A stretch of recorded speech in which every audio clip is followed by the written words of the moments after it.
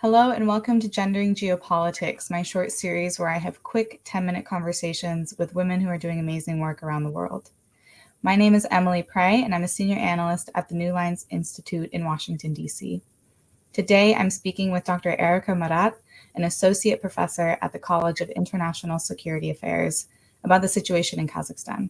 Thank you so much for joining me, Erica. Thank you, Emily, for having me. It's a great initiative. So, to give us a little background today, can you give us a quick overview of how Kazakhstan fits within broader geopolitics?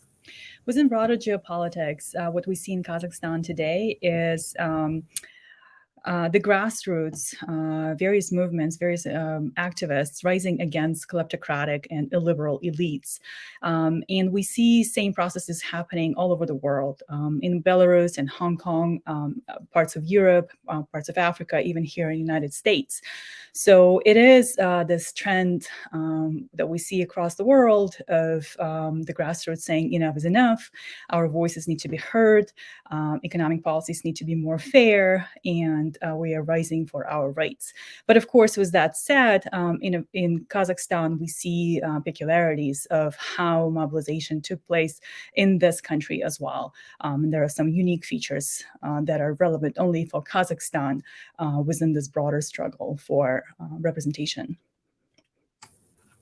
So, a few weeks ago, protests erupted after a hike in gas prices, but this obviously wasn't about gas prices. So, what was this all really about? Right. So it was a trigger point that gas prices triggered a mobilization in Zhanaozen in western parts of Kazakhstan. But it quickly resonated with the rest of the population in the country who also felt like their voices need to be heard. And there was not one single economic or political grievance that protesters across the country felt. And it was really different messages that different cities and movements and political activists were sending to the Tokayev regime. But if we want to generalize what is just the general sentiment in Kazakhstan is the population, the public saying enough is enough. We are done with oligarchic elites benefiting from all the resources in the country without really sharing with the rest of the population. And every citizen of Kazakhstan has the right to the wealth that their country presents them with. Do you think that these protests will change the country at all, or was this all a temporary thing? Kazakhstan is already changed. Kazakhstan is a different country today. There is no going back, whether Tokayev and his regime realize it or not. But the public across Kazakhstan, and I think in Central Asia in general, and even in Russia, they see that it's not just some political movements or labor unions or individual activists who rise against autocrats, but it is a generally shared sentiment across a huge country. Kazakhstan is a large country, so a widely shared sentiment across Kazakhstan. And the protests a couple of weeks ago showed that no one is alone, and it is a collective struggle. And the struggle, the grievances are not going anywhere. They might be forced underground by Tokayev's militaristic response to protests, but they're not going anywhere. And sooner or later, we will see mobilization again, collective action again. It's hard to predict when and how it will happen, but it is going to happen. And for Tokayev and the Kazakh regime today, the challenge is to really implement deeper political changes and not just to maintain the status quo. So this next question I have was inspired by an article that I read by Jessica Trisco-Darden in Newsweek about women and the protests. So women have largely been absent from the protests, especially after they turned violent. What does this tell us about broader gender dimensions in Kazakhstan and the social and political barriers that women face there? So women have not really been absent in protests in Kazakhstan.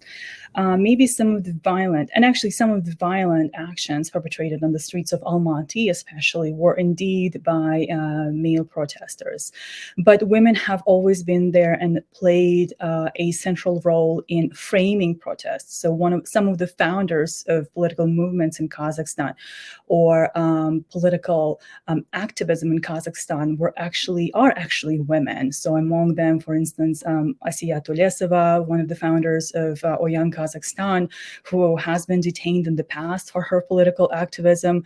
Then there is Yunbeke Suleymenova, a contemporary artist who has been framing political activism as well.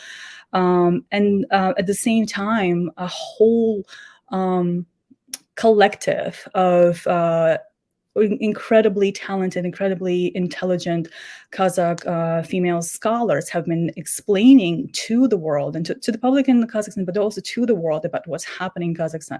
Among them is Asel Tutmulu, Nargis Kasenova, Tokjan Kasenova, Diana Kudaibergenova, and on it goes. And women from Kazakhstan and in Kazakhstan have been central in both creating movements, but also framing and explaining, conceptualizing what's actually happening in Kazakhstan.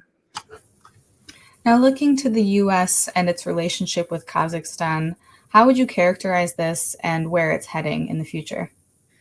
It is really unclear at this point because we know that Tokayev called on Collective Security Treaty Organization, the Russian-led regional military alliance, to intervene in domestic affairs in Kazakhstan, and that creates a difficulty both for Kazakhstan and the United States to continue re-engaging on mutually shared interests in Kazakhstan.